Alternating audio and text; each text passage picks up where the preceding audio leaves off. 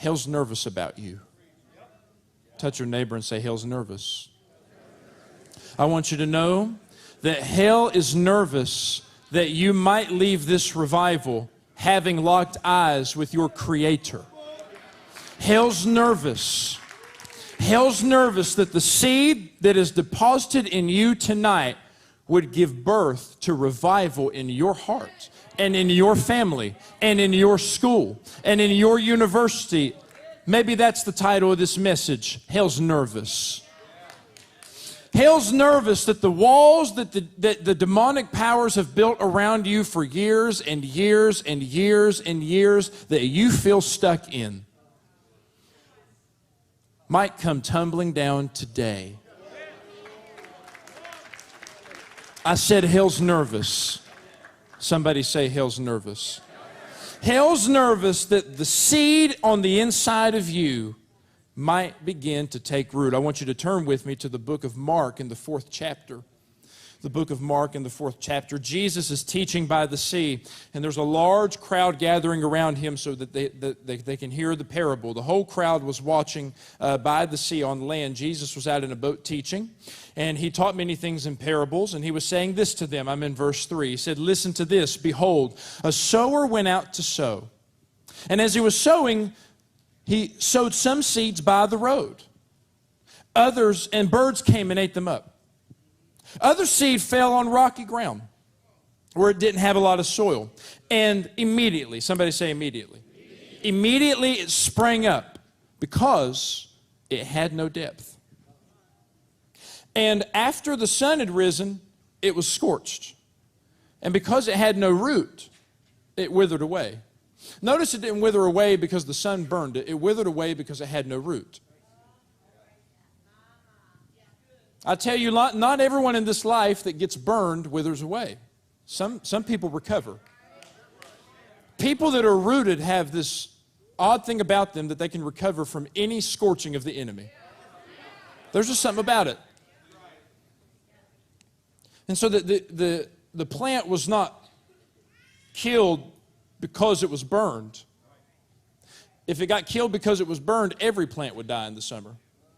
But only plants that are well-grounded, well-rooted can recover. Are you still here? Verse 7, and other seed fell among thorns, and the thorns came up and choked it, and it yielded nothing. Other seeds fell into good soil. Somebody say good soil. As they grew up and increased, they yielded a crop and produced 30, 60, and 100-fold. And he was saying, he who has an ear to hear, let him hear. Jump also to the book of Matthew in the 7th chapter.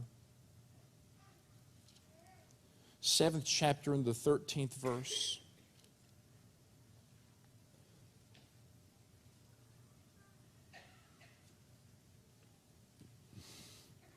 Matthew chapter 7, and this section, and I may get into it later, is one of the scariest portions of your Bible, specifically verse 21. We'll get there maybe later. He said, Jesus says this, enter in the narrow gate. Somebody say narrow. For the gate is wide, and the way is broad that leads to destruction. There are many who enter through it. Somebody say many. For the gate is small and the way is narrow that leads to life. There are few who find it. There are few who find it. This is a scary truth that is not told by preachers trying to use the fear tactic. This is told by Jesus himself, literally saying, there won't be a lot of people that enter through that gate. It's just a Bible fact that there won't be a lot of people that inherit this kingdom. Do you know why we have revival? I can promise it's not because I have nowhere else to go preach. It's not because pastor's bored. He's a busy man. It's not because the staff's bored. It's because Jesus is willing to do anything to get people ready for eternity. That's why you're here. And so knowing the purpose for revival, I don't preach to you something light. I don't preach to you something just to preach you happy and make you smile and clap. Because my assignment is to make sure, my assignment is not to make sure you're ready. That's your assignment with Him. My assignment is to make sure you're aware of what's coming. I can't do anything with your decision. I don't force anyone to do anything. All of my services are voluntary.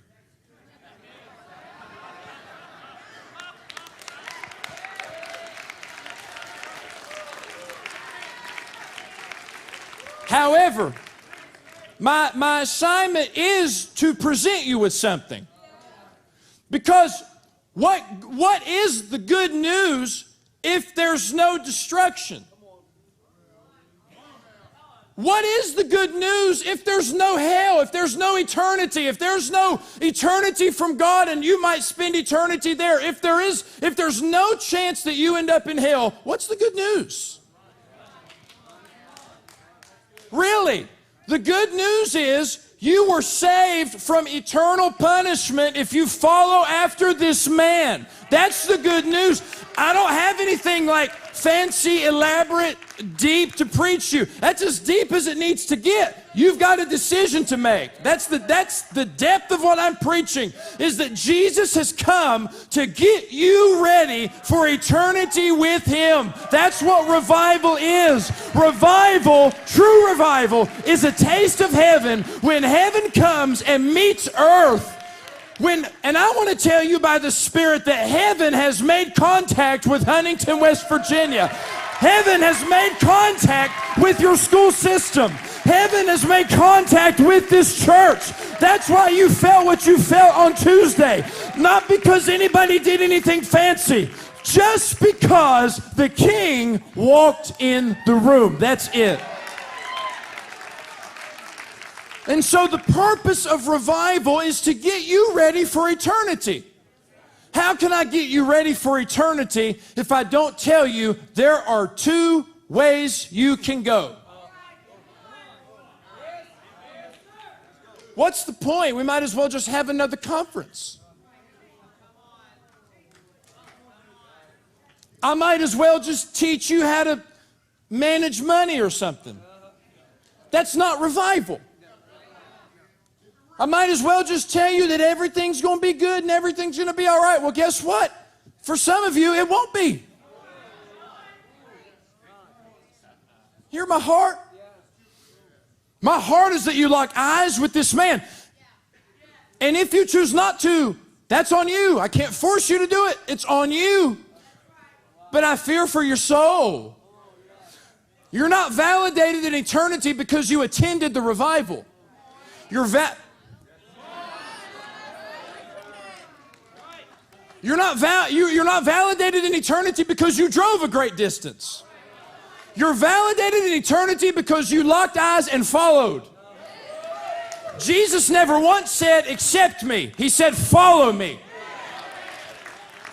No, He said, follow me. Follow me. Follow me. You don't need another church service. You don't need another new song. You don't need another album. You don't need another financial peace course. You need Jesus. Our generation needs Jesus. That's all you need.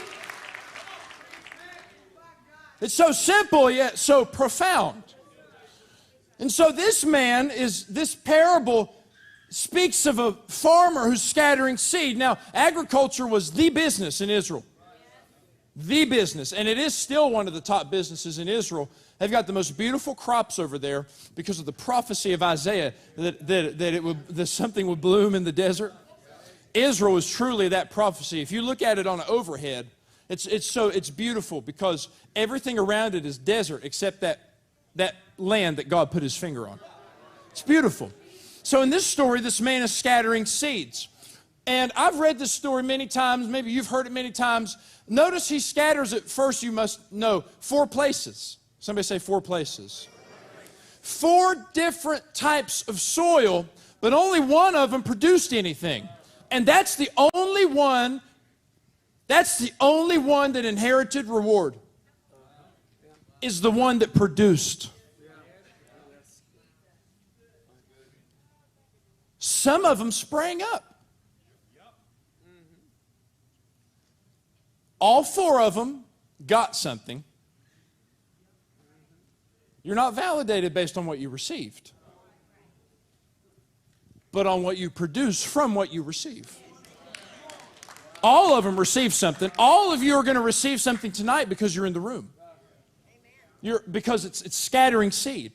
I asked the Lord last year, I said, Lord, I read this parable and I ministered it at a revival. I said, Lord, why did this man scatter seed where he knew it wasn't going to produce anything? Because how many of you know if he's a good farmer, he knows what good soil is and what bad soil is? Help me, somebody. I said he knows the soil, and he knows where not to waste seed. But let me ask you this. If there was a sliver of hope, if there was a sliver of hope that something might spring up, was it a waste? If there was just a little ounce of hope that a plant would come from that, I know it might be like far-fetched or wishful thinking to have a wheat crop come up beside the road.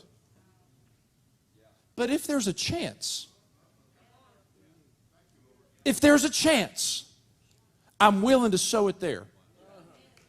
This story, we often overread that, and we focus on where he scattered it, and we'll get there. We focus on what type of soil it was, because all of the soils represent the four different conditions of people's hearts. That's what this parable is. This parable is about you and me. This parable is about what happens when you receive the word of the Lord. That's what the parable is about. The parable is about what if you sowed a seed and the addicted heart was set free. The parable is about what if I sowed that seed and that husband started loving his wife again. The parable is about what if I sowed that seed and dad started leading his family to church again. That's what the parable's about. The parable is heart posture, heart condition. Because everyone's going to receive the word. Now, this happens in every church, every school, every auditorium, everywhere I minister. All four heart conditions are present. Can I keep going? Y'all still here? I won't maybe be as long as you thought today.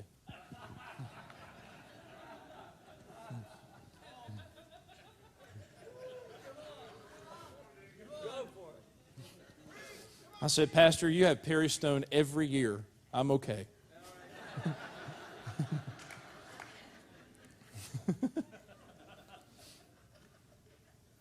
He did a couple things before church, and then he walked out of his office and he said, well, I did that just in case you might preach a little longer tonight, so I can just make sure I'm ready.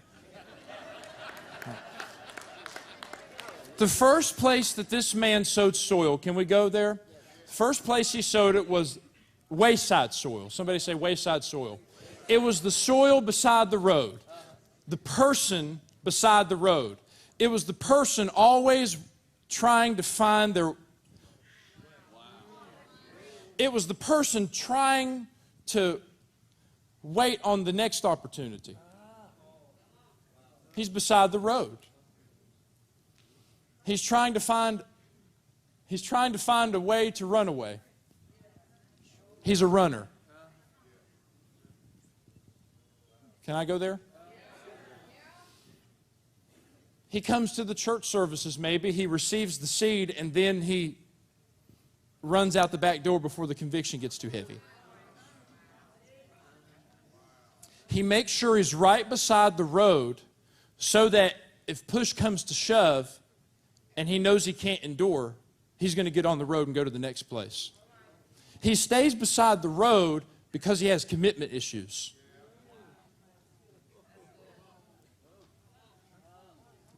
He finds a new church, but he remembers where he came from, because if that church offends him, he'll go down the road to the next one. he doesn't have the ability in his own heart to stay rooted, and so he stays beside the road.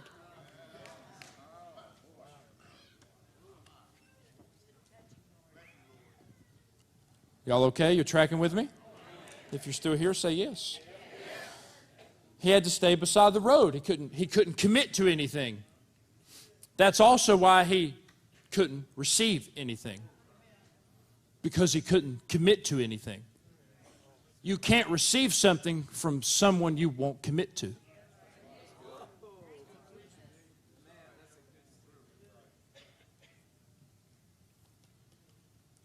Christian marriages know you can't do your thing without the ring. You can't receive that and be in right standing unless you commit to it. That's awful quiet in the room. Wow. Maybe I should go to 1 Corinthians and keep preaching. You still here? Watch what happened. He was beside the road. There's no good deep soil beside the road because it's made for travelers. And so the very next thing that happens when he sows the seed is a bird comes and takes it. I'm saying he has such commitment issues that he doesn't take the seed and hide it in his heart because his heart is as hard as the pavement on the road. And so he has it, but it's out in the open to everyone, and so therefore the enemy comes and takes it before he realizes what he has. Didn't even have a chance for the root to. You know what happens when a seed sprouts and takes root? You know what they call that? They call it the seed dies. That's what they say. The seed has to die. And that's the actual term for a seed that breaks and roots come from it. It dies. So what's wrong with this man? He never died.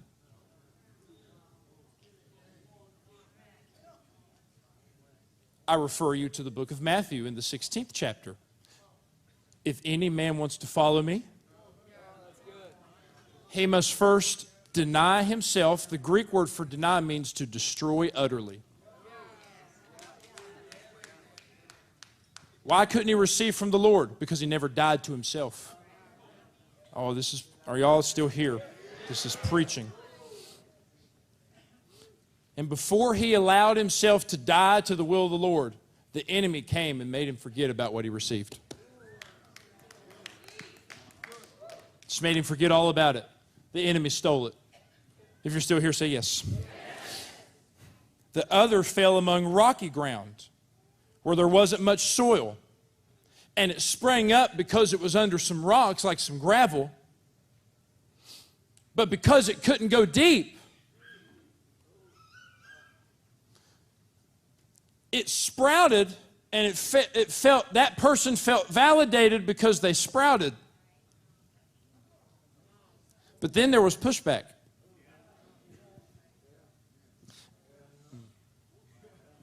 And then their family didn't like that they started going to that tongue-talking church.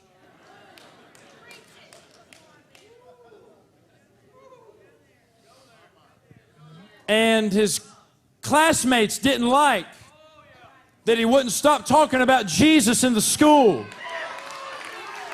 I said he had pushback. And oh, Jesus, help me.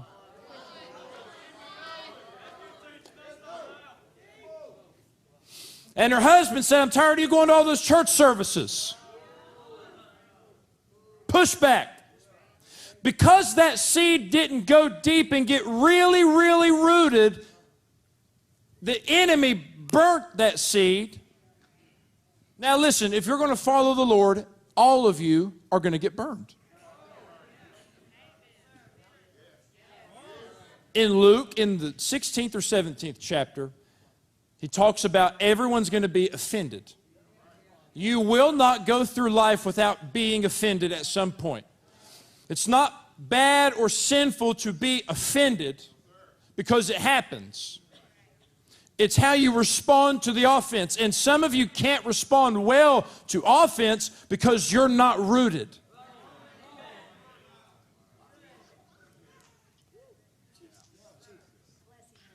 I'm going to take it real slow. Because it's really, oh, I ain't going to stop. Don't worry. It's good. I'm just letting it drop in some hearts. And you stayed bitter. You have a root of bitterness because you didn't allow this seed to take root. A bitter root replaced it. So we will all get burned. Did you know you get burned doing the will of the Lord? They hated him first.